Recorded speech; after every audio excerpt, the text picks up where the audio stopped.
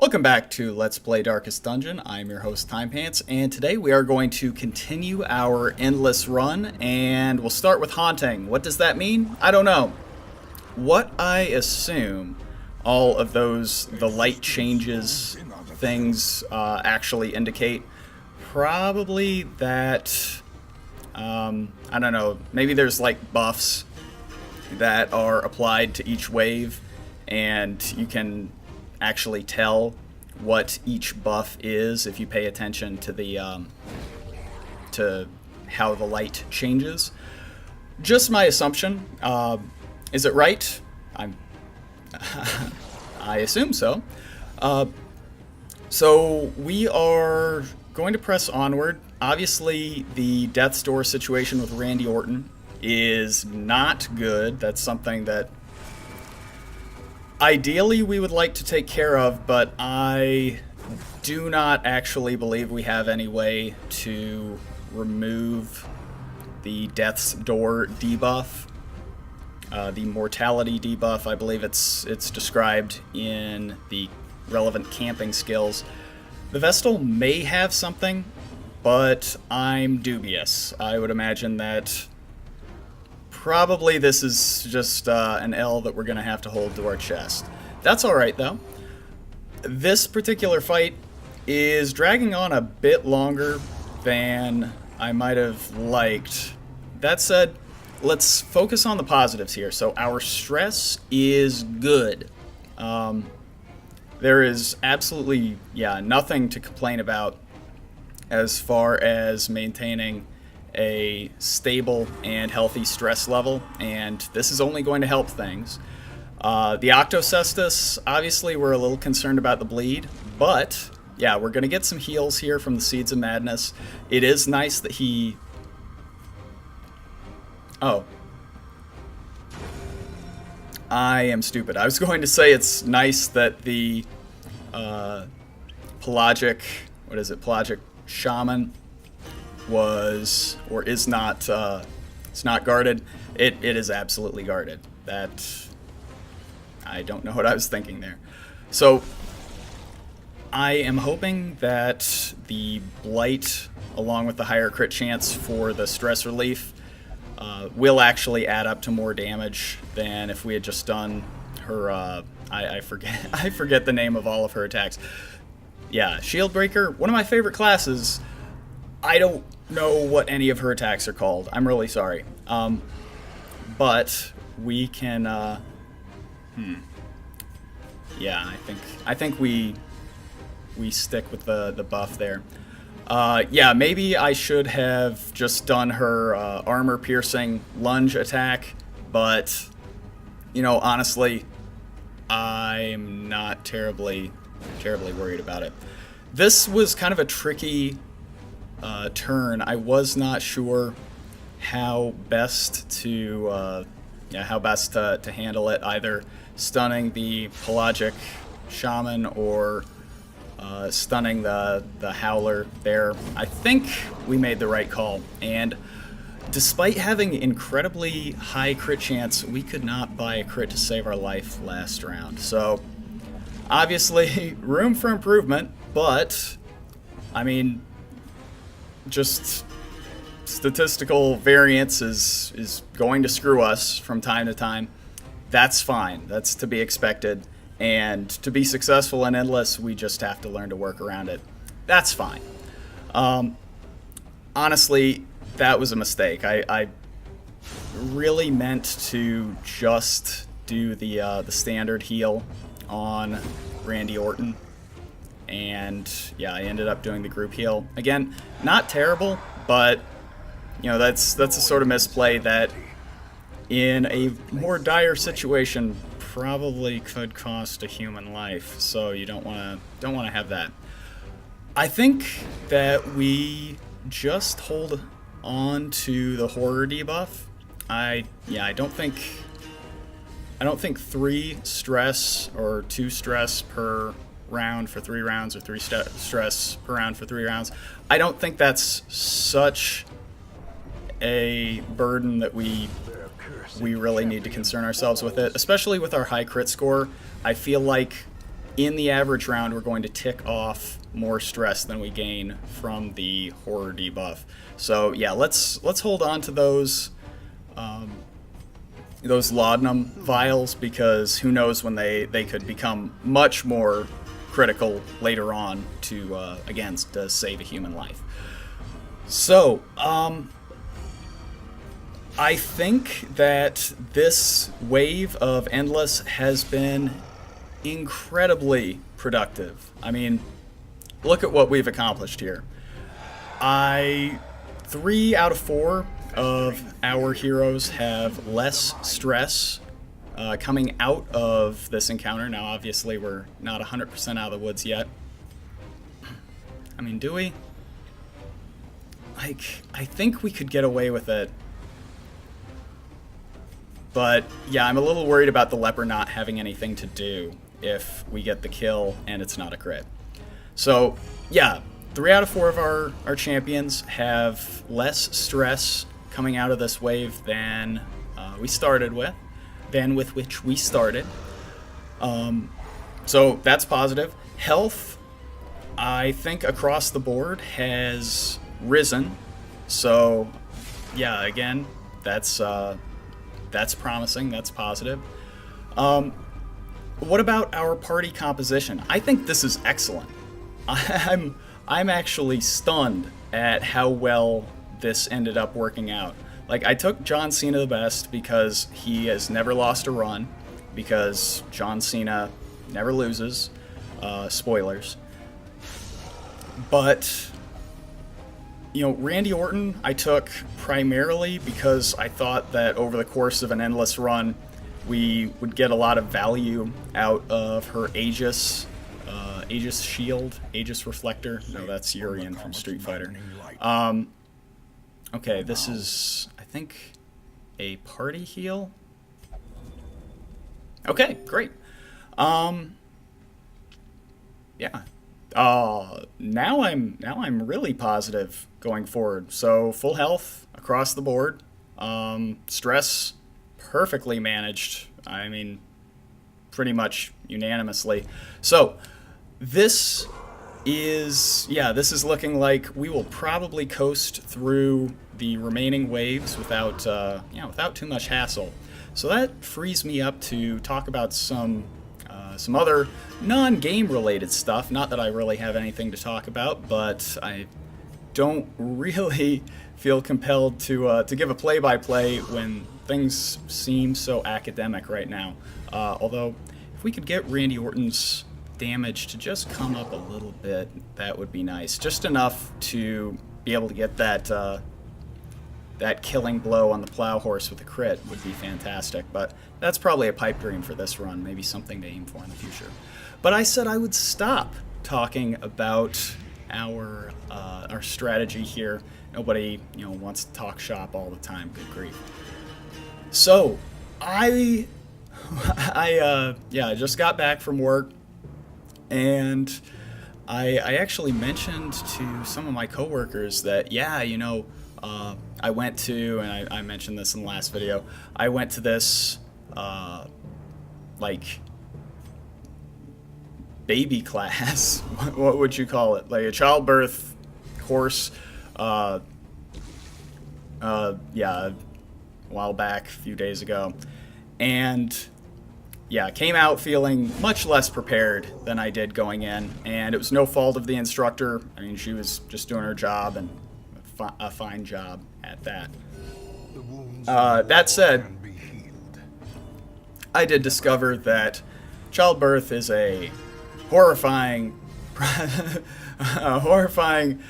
process that rends the human body in twain, and just is honestly a painful and maddening and stressful ordeal for all parties involved, except I would imagine the doctor, who for whom this is probably routine. But yeah, like one of my coworkers that I mentioned, she was like, I actually have 2 kids, but I've never done like the delivery by way of birth canal, if you take my meaning. She's had a couple of C-sections. Yeah, that's why you tune in to this show. I mean, we really test well with like the Fortnite crowd. You know, got a big demo there, what with the dabbing and all, being so prolific and prevalent on this channel. And yeah, the young demo, kind of the 13 to 25-year-old male and female demographic really tunes into this channel. And what do they say? Timepants, you know, you are an incredibly relatable 33-year-old lower middle manager in the fraud department of a bank. And, you know, we just cannot get enough of your anecdotes about anticipating a child. I'm just like, I know, you know.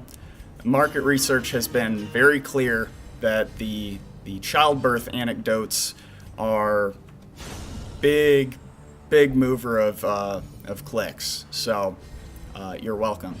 No, but she was saying like she'd done like C-sections before, and so in this class they're saying that like 1/3 of pregnancies in the U.S.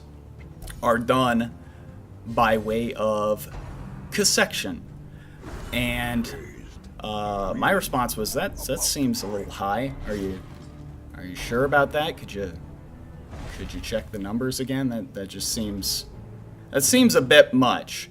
But you know, I am not a statistician. I'm merely a naturally talented, gifted genius. But statistician, no, not licensed by any board of statistics. But that one, I felt like, you know, maybe check the tapes again, because 1/3, really?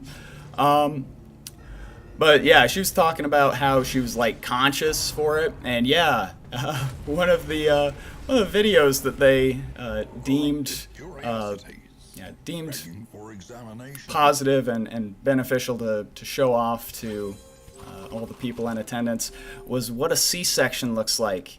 And the lady is conscious for this. Did you know that? I didn't. I was under the impression that we did not live in a cold, horrifying universe filled with nightmares and death. I was under the impression that, you know, this was a very neat, orderly, organized process by which, you know, lady, the mother to be goes under. It's the anesthetic.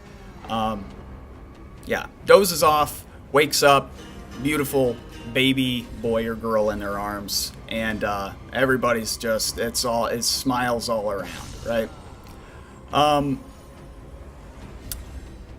What I didn't know, and what is apparently the actual procedure, is that the lady gets like an anesthetic injected into her spinal column, and like while she is still fully conscious and alert, they put up a little modesty curtain, a little divider, so the lady does not watch as these doctors plumb the recesses of her innards and pull out the tiny human that's wearing her.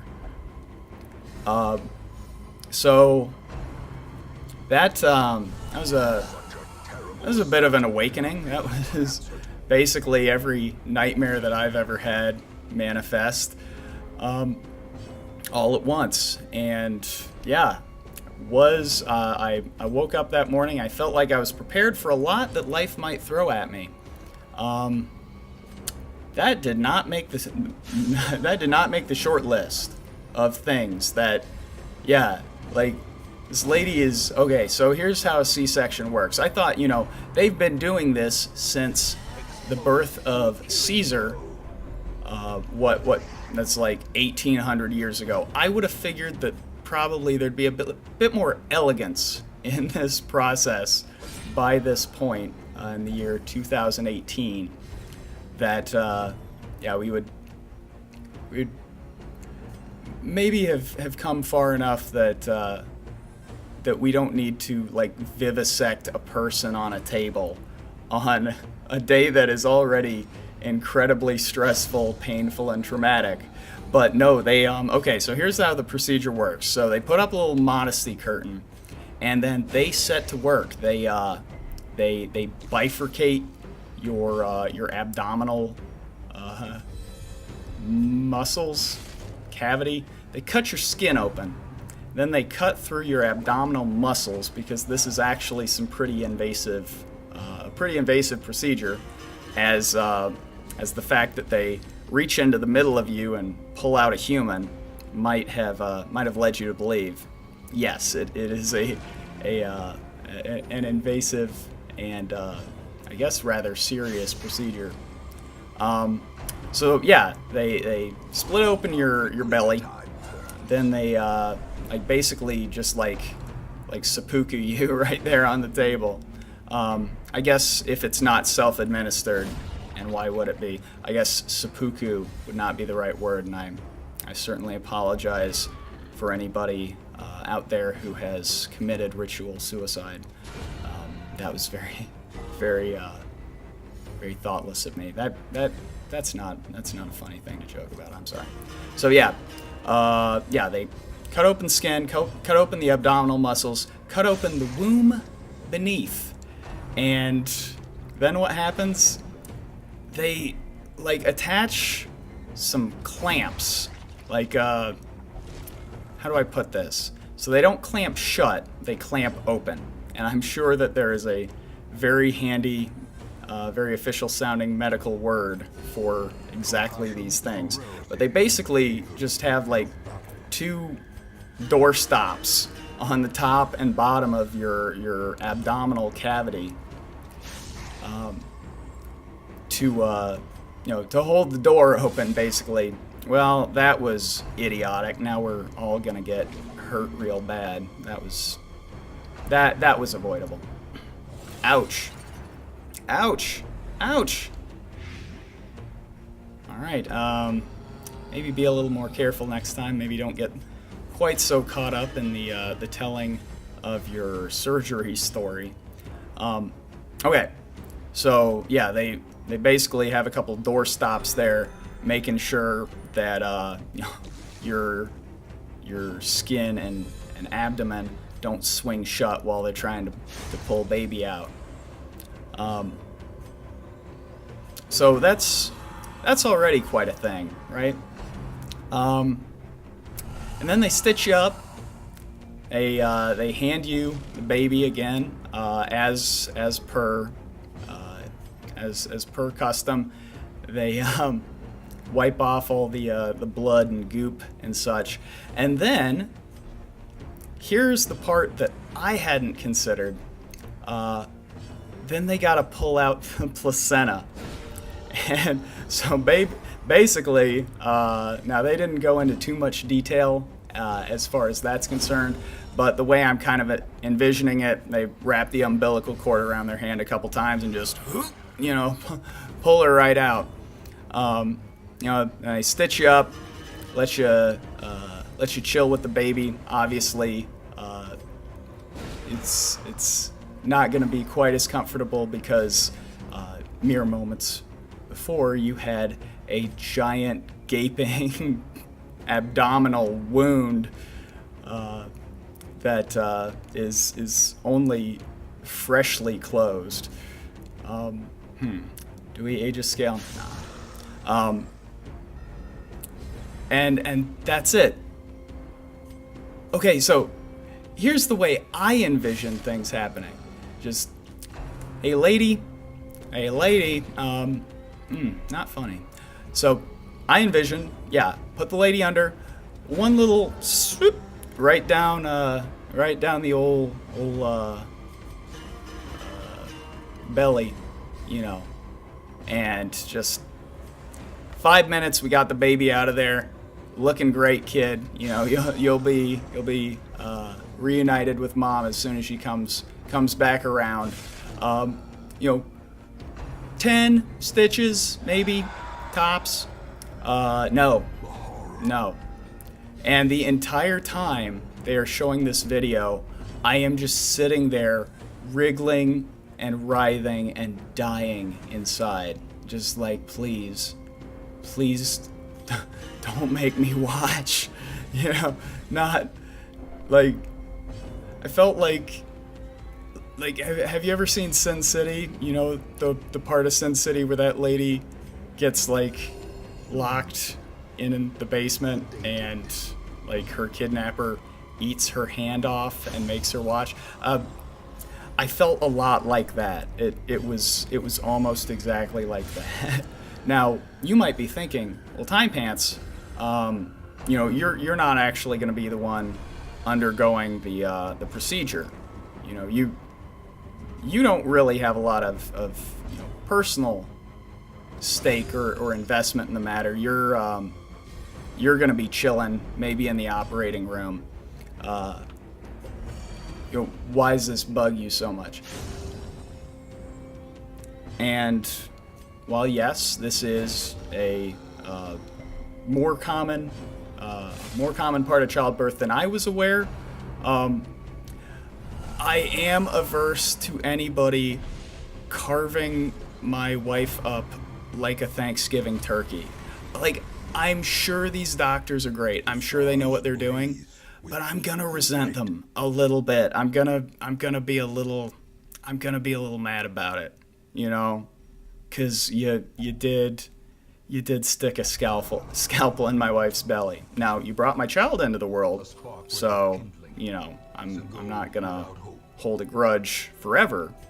I'll probably get over it later that week. But for the time being, I do just want to be clear. I can't be okay with somebody, gouging the child out of a person. Oof, that is harrowing. So, this has gone on far too long, but I hope everybody has learned something about childbirth, because I strive for these episodes to be, above all, you know, if they can be entertaining, great, that's good. Educational, really. I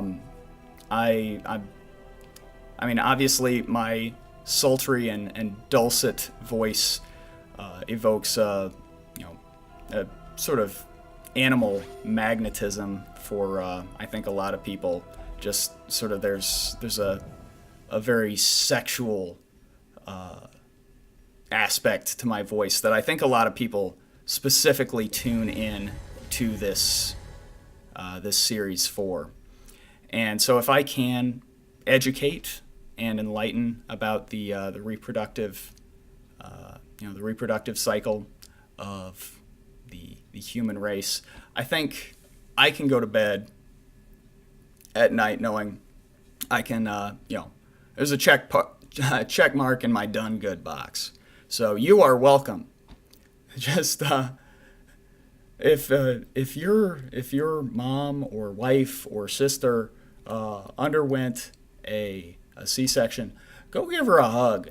Tell her good job. You are a very brave, tough, incredible person. That is amazing, and that person should have your utmost respect. So this is a new boss. So let's talk about this for now, and let's skip the grotesqueries of labor for just a moment. Of course, we will revisit this many times during Endless Mode, because I see this as an opportunity to just prattle on endlessly, appropriately enough. All right, so what do we have here? We have crystals growing. Now, I think this was a science project that we did in elementary school, and if memory serves, if you touched them, it would prevent them from growing. You know, they say, like, you know, the oils on your hands, or you know, your rough handling of the material would cause, you know, some sort of structural breach of the structural integrity of these growing crystals. So my thought is that why don't we go ahead and try and focus these growing ones down, because I was not terribly concerned before. I thought this might be kind of like, I don't know, the the Prophet. I thought this would be like the Prophet fight, where basically he was just kind of sequestered in the back row. It's possible, but not likely. Yeah, he was just kind of tucked in the back row, and like the challenge of the fight would just be the reach. As these motherfuckers continue to grow, I think we gotta try it. Like, now I regret that. Whoopsie daisy. I am a dumb ass. Oh, that's not good. Okay, so what's gonna happen here? Eternal Blossom. Ah, yes. The sitcom from the 90s starring Joey Lawrence. Of course, eternal in that it lives on forever in syndication. Not really certain how that's relevant to eldritch horrors from the great beyond, but I didn't really follow the series that closely, so I could be wrong. Now, our health is currently fine. I don't think there's really any need for us to worry right this very minute about our survivability. But yeah, these crystals. I think this recent crystalline explosion here is proof positive that we got to kind of buckle down and not let these things blow up on us. And this just gonna be one more. Okay. So one challenge that we are presented with is that as new crystals are created, these sort of primary targets, or these priority targets, which are the ones nearing the explosive stage of their development. Those get pushed further and further back, and once... What?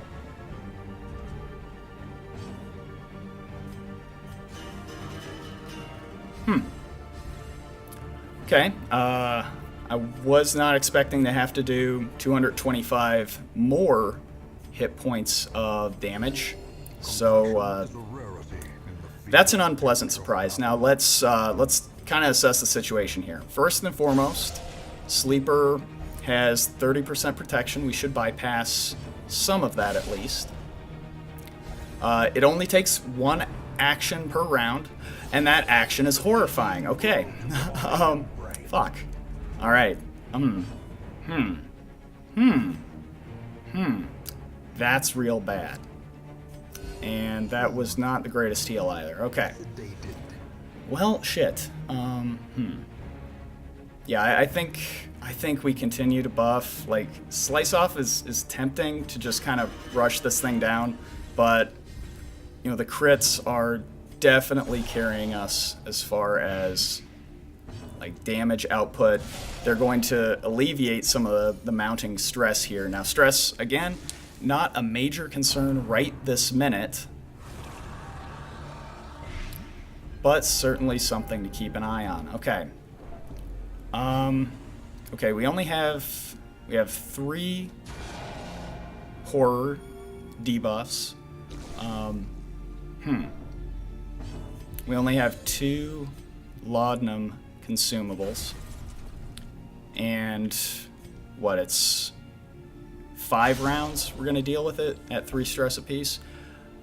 I'm not too worried about the stress. I think we can probably actually sit on the laudanum for now. As I said that, yeah, I kind of saw that John Cena, of the 3 who actually had the horror debuff, was approaching 40 stress, so maybe maybe it's best to deal with that now. Like, I don't think we can justify it, but I kind of want to. Like, just hoping that this is going to be the last round. Like, yeah. Okay, so Swagmaster is at 1 hit point. 9 hit points, still not great. You know, the crit's good. Yeah, maybe we use the laudanum here. And now, of course, having waited to use it, I certainly wish we had used it sooner. Okay, now we did get out of that, but Memories of the Mill. Killing the sleeper or the thing will award you with a unique currency, a memory. Save these fragments up to rebuild the mill in your hamlet and enjoy its bounty. All right. Oh, good. Healing. Okay, so who gets it? Everybody. Oh, thank God. Okay. Yeah, for some reason I thought it was going to give us food, but that was actually far better. That was a lot more healing than eating would have given. Well, I'm going to break it here. Thanks for watching, and I'll see you next time. Bye.